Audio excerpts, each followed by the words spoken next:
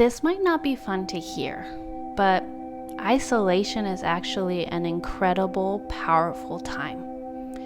Not many people see it like that. Why? Isolation feels lonely. You're like, no one's around. I don't have any friends. No one understands me. I'm alone. I don't know why I just thought of the SpongeBob episode when he's like, alone, alone, alone. And it can feel scary because we're not used to being alone, right? You know what? Just what's coming through right now. It's just like we fear things we've never felt before, or we fear things that we don't understand. So honestly, being alone is not scary. The scary part is that you've never been there before, or you've never experienced it, so therefore it feels scary because you don't understand it. You've never been there before. You're just like, what am I doing here? And then you freak out too because it's like once you're alone, you finally start realizing what is going on. You start realizing what you're thinking, what you're feeling, what hurt you. And a lot of people are like, I don't want to deal with that. I don't want to remember my childhood. I don't want to remember the pain. I don't want to think about it. No. So what do? You hang out with people that you don't even like. You go out drinking so you can forget. You go smoke. You go do drugs. You go do things that you don't care about doing. Oh, you go shopping. That's a great one. People go shopping so they can forget about their problems. You're running away from yourself because you're too scared to figure out what's actually going on. You're too scared to face the truth. And if this is a time of isolation for you, I want to tell you congrats. You need to be here. You need to be alone. This is actually a gift. If you're like, I ran out of friends, or I stopped talking to people, or no one's around me, this is an amazing thing. Even though it doesn't feel that way, it is. Why is it so great? Because you get to discover who you are now. You get to figure out why you've been so depressed. You get to figure out what you actually like. You get to figure out where you want to go in life. You get to figure out who you are in this world and what makes you happy and what makes you light up, but also what makes you sad. And that's okay. There's nothing to fear there. You don't have to be scared. You are strong enough to face yourself, to face the scariest things that go on inside of you. Because right now, these scary things have been controlling you. The way I've been seeing it, at least for myself and even with other clients, when I do healings, I have, again, with myself first and foremost, I have noticed how my scariest feelings started to control me. It's almost like your pain, your trauma, your anger, if you don't process it, if you don't feel it, if you don't release it in some way, it almost starts taking a form of it. Like it starts becoming its own thing, its own entity. It takes on life. It sounds weird to put it that way, but it does. It's the way sometimes I see it in people when I'm doing healings or readings. I can see it as like this little monster, creepy looking thing that could be like on their neck, on their stomach, somewhere in their body. Sometimes they have faces, sometimes it's just a color. But I notice this thing's feeding off of your fear. Again, it becomes like its own little entity. And I don't say this to scare you. There's nothing to be afraid of, okay? That's not it. Just bringing awareness. But it does start taking on its own form. And it almost feeds off of, let's say you have like this anger creature thing that stuck to you. It feeds off your anger. So it wants to create more anger, and it wants you to get more angry, and it gets bigger, and then you become this really angry person. But I want you to remember that you are more powerful than any other energy out there. You are the owner of your body, of your space, of your energy. You have the power to say, nah, anger, this entity of anger, you can't live here. No, the problem with a lot of us is just like, if you don't have strong energetic boundaries, if you don't know how to work with your own energy, if you don't know how to say, no, I'm not letting you in, like anything can come through. Anything can start taking over. Then again, your emotions just start coming alive. And that's why when people drink, like they may be really angry. And it's like, yeah, because now you're turning off your consciousness. It's your body almost like, your consciousness starts shutting down. It starts turning off when you get really drunk. And then these entities have a form, they have a way out. It's like, oh, now I can come into the physical by being the angry drunk and yelling at everybody. That's just how I have seen things. Obviously, please sit with that and see if that feels true to you.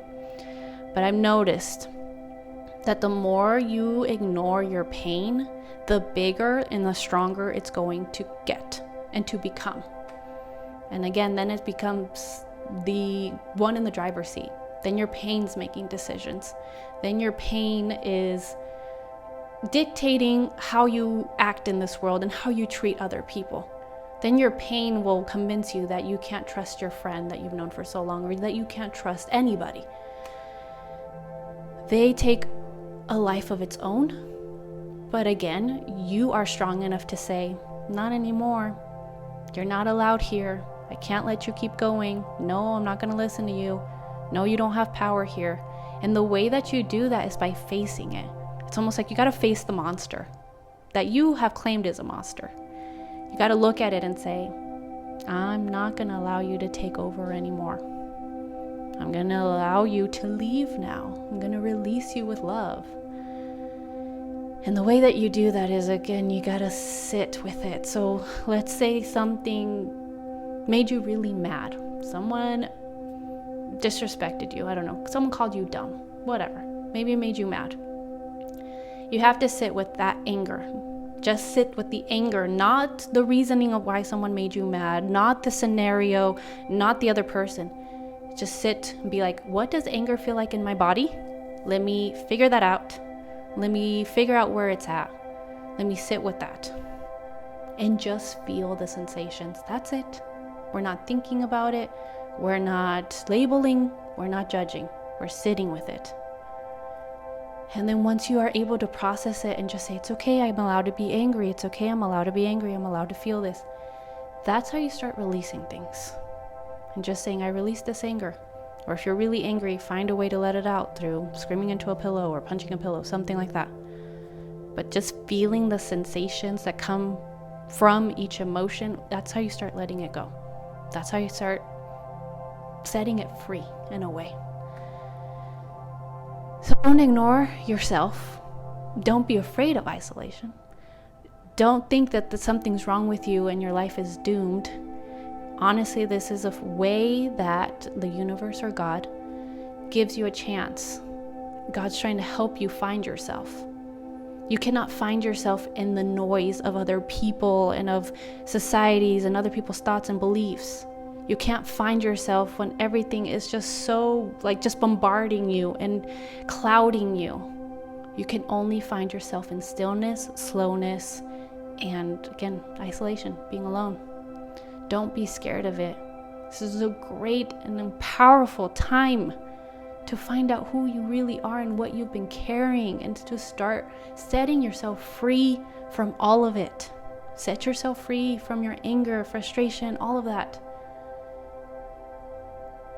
Let this be the opportunity for you to really change. Set yourself on a new path, a new timeline. But the only way to get out is through, okay? The only way to stop being depressed is to face what's making you depressed. Why is your body so tired? What have you been holding on to for so long that your body's like, I can't do this anymore. I have to let this go. Be brave. You can do it. You really can, okay? And if you're too scared to do it alone, girl, I can help you. This is what I do. I do healings. I walk you through this. I walk you through a way to connect with yourself, to connect with your emotions, to connect to your pain so you can release it. I will show you how. I would be right there with you as if I'm holding your hand so you don't have to do it alone. All right? I know it's scary. I've done it. I had to do a lot of healing, and I'm still doing healing, but I had to do really deep, intense healing on my own. It is scary. It is tough. It's not an easy thing to do. It really isn't. So that's why I learned, and I went through the darkness. I went through the trenches so I can help you.